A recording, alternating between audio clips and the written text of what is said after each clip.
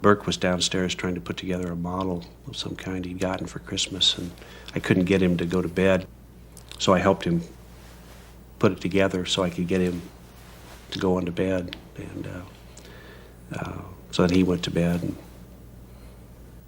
Patch and I went to bed.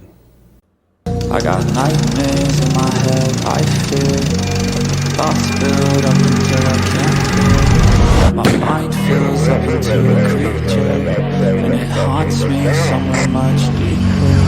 I got nightmares in my head, I fear. Hello and welcome to True Crime Rocket Science, the most authentic voice in true crime. This is literally the expression on John's face as he's describing this part. Now, there are some who believe that Burke Ramsey was awake at night without his parents' knowledge and perhaps moving around the house. Have a look at John's expression on his face when he describes Burke being asleep. So then he went to bed, and Patch and I went to bed. Let's play that again. So then he went to bed, and Patch and I went to bed. John seems to falter here. He seems to almost drift off while he's saying those words. Let's play it one more time. So then he went to bed, and Patch and I went to bed. So let's go through John's statement step by step. First of all, Burke was downstairs. Burke was downstairs. If Burke was downstairs, where was he downstairs? Was he in the lounge? Was he in the basement? Was he in the kitchen? Was he in his room?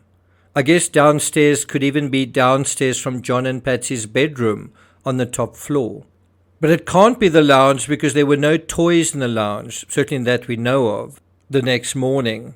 And there were parts of a toy on the floor of Burke's bedroom, evident in video footage shot by a crime scene tech. Trying to put together a model of some kind he'd gotten for Christmas. And a model what? In family footage from a previous Christmas, we see Burke playing with what appears to be a model train. And he seems to actually be playing with pieces of timber that belong on one of the carriages of that train. And he kind of knocks it as a way of demonstrating what it is. We also know that an entire room was dedicated to model trains for Burke in the basement, and it was called the train room. So the toy John seemed to be helping Burke with was a train set. Well, what does Burke say it was, and where does Burke say he was? I remember peeking down, and I remember seeing like an electric train and a bike, and I was super excited. Did you get what you had asked for that year? Nintendo 64. We both got bikes. So Burke basically lists three toys: a Nintendo 64, a bicycle, and then also a train set. Of those three toys, only one needs assembling. so I helped him put it together so I could get him to go on to bed. This suggests that the last person Burke saw that night was John. The question is where? In which room in the house? And also, who did Burke see the next morning? Who checked on Burke the next morning? Now, in this analysis, we want to examine two apparent visits John made to Burke's room and also deal with some of the murkiness that arises out of each visit. Before we get to that, if you haven't subscribed to the channel, please do. I'll be following this analysis with a look at Patsy's statements about getting a sleepy JonBenet to bed. Did that really happen? And then also the chair in the basement. We also need to talk about that. So if you're finding this analysis worthwhile, please like, share, leave a comment. You can also hit the thanks button. Please do if you haven't already. And let's get started. Okay, visit number one. On CNN on January 1st, 1997, barely a week after the incident, John said cryptically, after finding the note, I think I ran through the house a bit. I think. A bit. Patsy then volunteers. We went to check our son. Checked our son's room. He was... Sometimes she sleeps in there. So Patsy says, we went to check our son's room. John adds, sometimes she sleeps in there. But in JonBenet's America, which came out in 1998, just before the grand jury verdict, the version is slightly different. Patsy wakes up, she heads downstairs and heads directly for the laundry cupboard. So I was fussing around there with some clothes. Patsy herself is wearing the clothing that she had on the night before. Not particularly Patsy of her, not the sort of thing you'd expect from a beauty queen about to take to the skies and meet family for yet another Christmas celebration. I mean, it was quite a big deal that time of the year. Patsy says that she read the note. John tells Patsy to call 911, and then Patsy says, And he said, okay, and I think he ran to check on Burke. And I ran downstairs and... It is interesting reading your reactions. it is interesting looking at John's face while Patsy's saying something about Burke. He said, okay, and I think he ran to check on Burke. You think. Now, think about just how unrealistic this is. One child has been kidnapped, one child is missing, but you're not going to personally and directly go and see whether the other child is okay, and you're the mother. In this version, it doesn't sound like Patsy herself checks on Burke, and in Burke's version, John never comes into his room early on to check on him either. So what's going on? On page 13 in the Ramsey's book, Death of Innocence, there's yet another deviation. Now John runs into JonBenet's bedroom, gets down on the carpet, looks under her bed, but he doesn't go into Burke's room, and neither does Patsy in this version of events, or it's simply not mentioned. Now, instead of thinking of Burke, the Ramseys are thinking about their friends and Reverend Haverstock. That's at this point in the timeline of their narrative. On page 14, John then remembers Burke. These are his words. I remember Burke asleep in his bedroom. I don't want him to get up in the midst of this madness and wonder what is going on. I ask Fleet White if Burke can go to his house and be with Fleet Jr. He agrees. I wake Burke up and as gently as possible tell him that JonBenet is missing and that he's going to his friend Fleet's house for a while. But in Kolar's foreign faction, it's not John that remembers Burke but Fleet White. White returned upstairs, that's from the basement, and subsequently suggested that Burke be sequestered to the safety of his own home in the company of his son, Fleet Jr.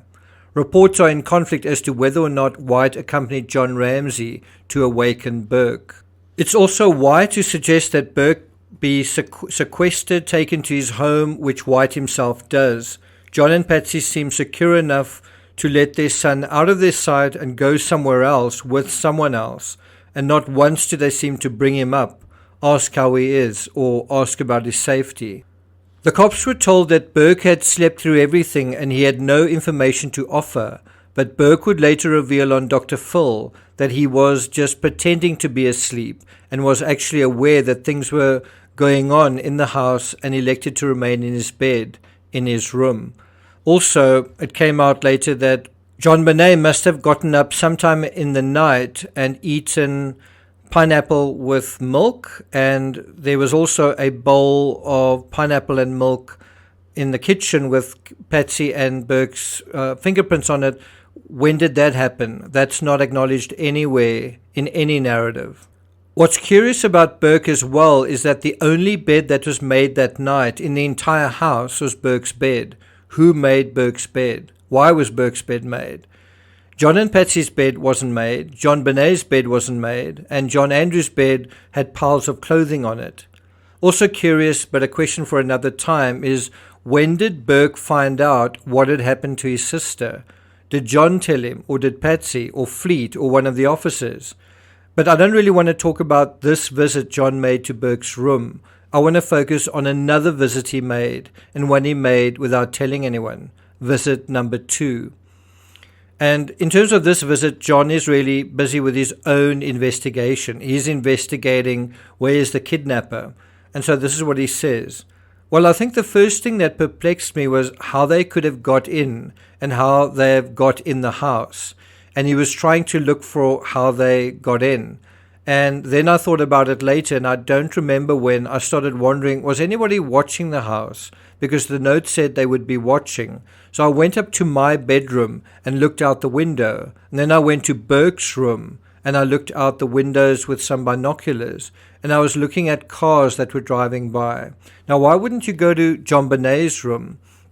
Because surely the kidnappers were trying to see JonBenet? Why wouldn't you go to JonBenet's room? Anyway, there was a truck that was parked in the alley across the road that I'd never noticed before, and I was watching the truck to see if somebody possibly who was... Okay, so the bottom line is that John was by himself in Burke's room as well. Now, a good question to raise is, why is John talking about cars across the road? What is that all about? I think it's similar to the whole thing about the supposed kidnapper calling and it being a dropped call. It's sort of to push your attention in a certain direction. And if one did do that, would anything have come from that? Did the police investigate the truck? So he goes on to say, I got a phone call from my brother and he said Beth is dead. There was nothing I could do about it. I couldn't go and visit her. It was over. With JonBenet, I felt we were going to get her back. And I remember mustering every ounce of mental capacity I had to get her back. Now, it's interesting, he says that, mustering every ounce of mental capacity, but he doesn't seem to read the note. He doesn't seem to pick up the note. He doesn't seem to actually hold the note in his hands. So was he really mustering every ounce of mental capacity? In another sense, maybe he was mustering every ounce of mental capacity. In any event, he says, despite the fact that I was just going mad out of my mind and my daughter wasn't there, I was trying to muster logic and reason. Okay, settle down, let's get her back. And so after that first shock of she's gone, I was like, okay, what are we going to do?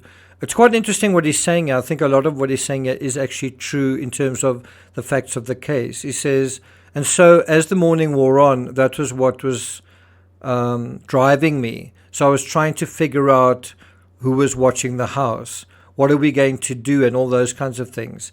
Is she in the closet or in the refrigerator or behind the curtain? Just kind of scatterbrained and just, I took that focus. And then Lou Smith said you used binoculars. Where did you get them from? John Ramsey. They were from my bedroom, I think, probably. So he can't be sure where he got his own binoculars. Lou Smith. Okay, did you use a flashlight at that point? John, no. What kind of flashlight do you have? John, well, we've got several, I guess. So instead of John looking for JonBenet or worrying about Burke, John seems to be looking for an intruder at this early point. Maybe he's hovering around outside. I'm talking about the intruder. Does he tell law enforcement this? No.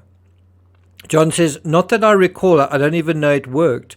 Typically our flashlights didn't work because we needed new batteries. We might have had a few blown flashlights around. Lou Smith. Let's talk about the truck that you say you see. Which window were you at when you saw it? John. I think it was Burke's room because the window is here.